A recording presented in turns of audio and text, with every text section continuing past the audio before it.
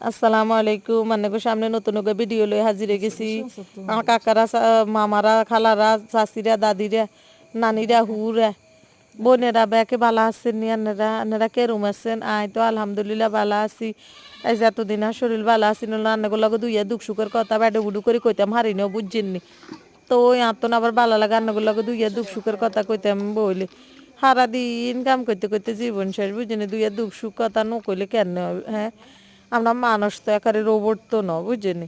তো ওই দুঃখ সুখ আবার নকইলে হেডে ভিতরে বুট বুট বুট বুট বুট বুট করি কিনে গুতাইব ইয়ালাই সব হেডের তো রান্না করে দুঃখের কথা কই দি একখানা হাতও লই যাই বুঝছেনি।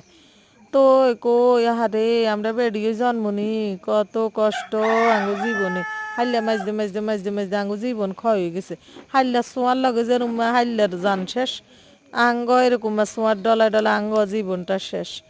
আমরা রান্দারে বাড়ারে কুড়ারে বাচ্চারে কুড়ানিরে কাঁচানিরে হোলাহান হালুনিরে সারাদিন কত কাম করি আঙ্গুরে কি পারিশ্রমিক দেয়নি।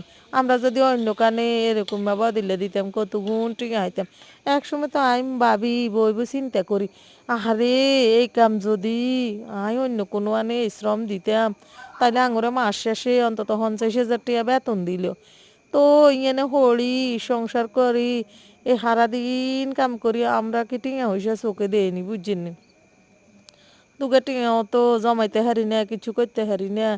আরে শুধু হেড বরে বরে জামাই শুধু খানায় খাবার। তো টিয়া হইসে অন্য অন্য জিনিসের দরকার আছে নানি বুঝছেন। ইয়ালাই